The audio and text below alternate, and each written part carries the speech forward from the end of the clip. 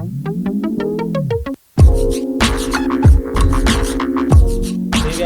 Welcome to banking 101 tips. मेरा नाम है विक्रमादित्य और सवाल जवाब एपिसोड 2 में आप सबका स्वागत है।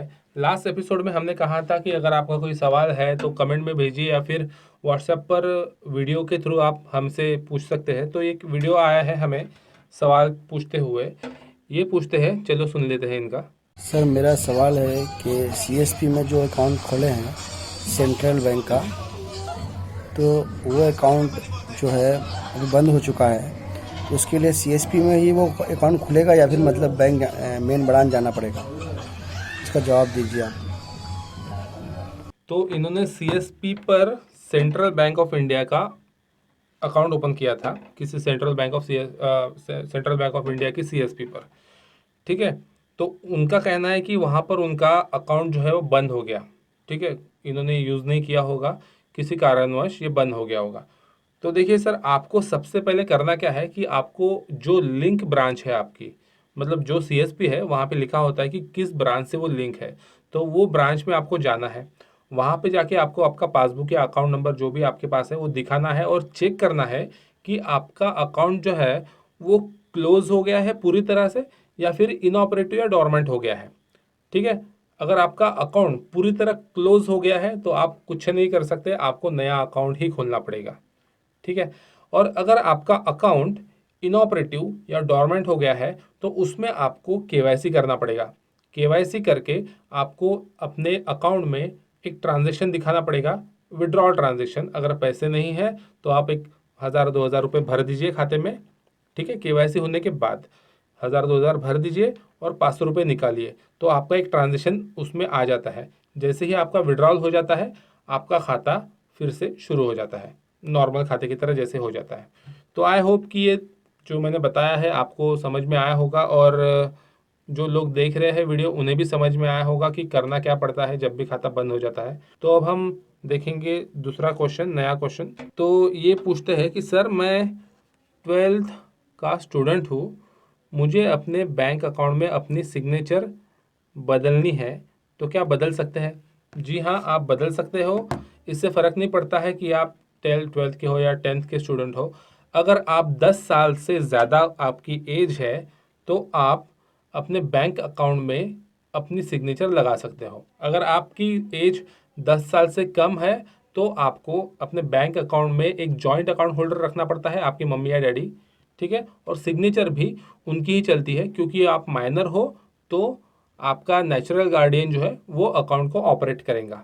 ठीक है, तो आप 12th में हो तो 16 साल के हो गए, आप 16 15 16 साल के, 16 18 साल के, तो आप अपनी सिग्नेचर कर सकते हो। ठीक है, इसके बाद एक क्वेश्चन है, ये कहते हैं कि इन्होंने एक ट्रांजेक्शन किया था अपने दोस्त के अकाउंट में, बट उसका अकाउंट जो था वो बंद हो चुका था और इनका पैसे जो है उसमें फंस गए हैं।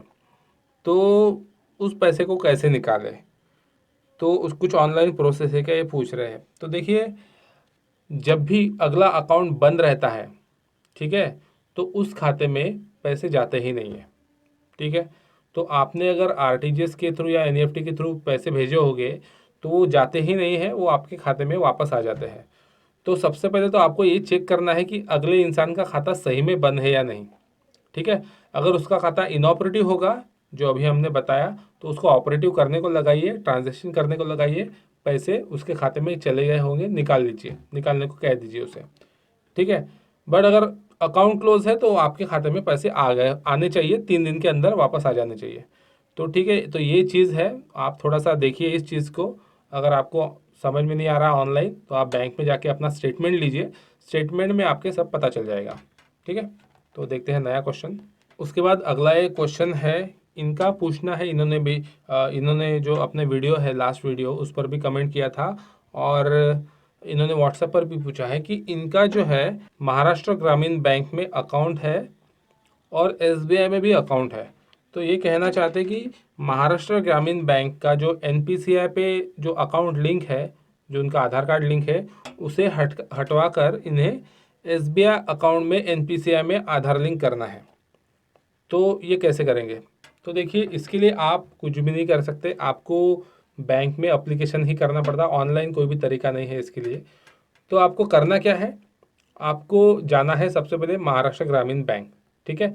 महाराष्ट्र ग्रामीण बैंक जहाँ पर आपका अकाउंट है वहाँ पे आपको जाना है। वहाँ पे आपको एक एप्लीकेशन देनी है कि आपको आपका आधार कार्ड जो है वो डिसीड करना है।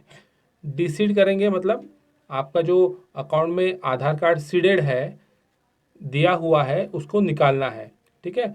तो वहाँ से आप एप्लीकेशन दोगे, आप वहाँ से डिसीड करा दोगे। उसके बाद आपको बैंक में आना है एसबीआई में, और यहाँ पे आपको आधार लिंक की एप्लीकेशन देनी है, या ये कह के कि आपको आधार कार्ड इसमें लिंक कराना है। लिंक और सीड एक ही चीज़ है, ठीक है। वो टेक्निकलिटी में नहीं जाएंगे, आपको बस एप्लीकेशन देनी है कि आधार लिंक कराना है, ठीक है। उसका डिटेल में मैंने पहले ही बता दिया हूँ, अपने जो पुराने वीडियोस है उसमें मैंने लिंकिंग और सीडिंग क्या होता है सब डिटेल में बताया था। तो आपको एसबीआई में एप्लीकेशन देना है आधार लिंक के लिए। तो ये तरीका है, जब आपका अगर आपके आधार के डिटेल्स फुल्ली अपडेटेड है, एकदम सही है, तो आपका आधार लिंक हो जाएगा। और जो आपको प्रॉब्लम आ रहा है एनसीपीआई से, जो रिजेक्ट वाला प्रॉब्लम जो आ रहा है, वो भी आपका सॉल्व हो जाएगा। मगर उसके लिए आपको आपका आधार अपडेट रखना पड़ेगा, अपडेट करना पड़ेगा, ठीक है।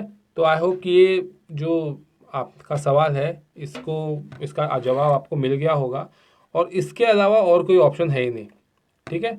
आपको आपका आधार कार्ड अपडेट रखना है, अपडेट करना है, एमजीबी में जाके डिसीड करना है, और एसबीआई में जाके लिंक कराना है, ठीक है। तो आपका हो जाएगा एसबीआई में लिंक। वैसे अगर आप दोनों जगह चाहते हो कि दोनों जगह लिंक रहे तो वैसे भी हो जाता है, तो उसमें कोई प्रॉब्लम नहीं है कि एमजीबी से नहीं हटाना है तो हटा सकते, अगर रखना है तो दोनों जगह रख सकते हो। इसके बाद ये क्वेश्चन जो है वो अपने वीडियो पे आया था, पिछले वीडियो पे।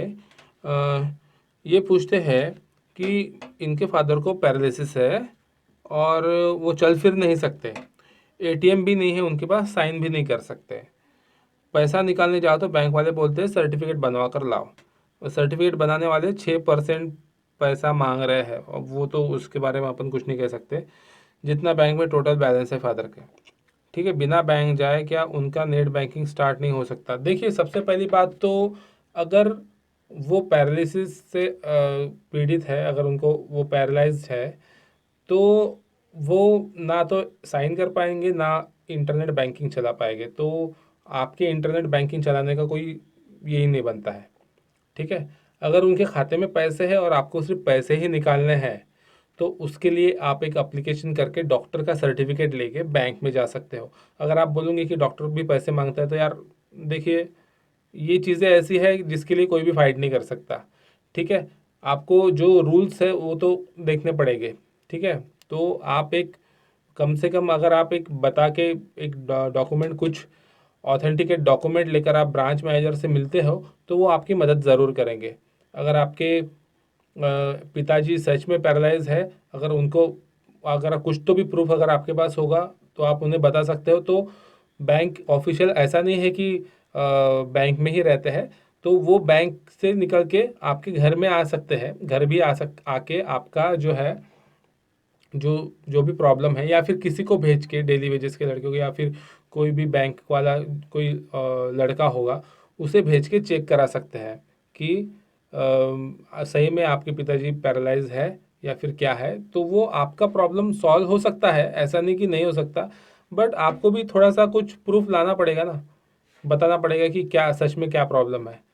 तो आप ये कीजिए, आपका मुझे लगता है कि आपका काम हो जाएगा अगर आप ब्रांच मैनेजर से मिलेंगे आपकी होम ब्रांच में। तो एक बार ब्रांच मैनेजर से मिलिए, आपका काम हो जाएगा, ठीक है।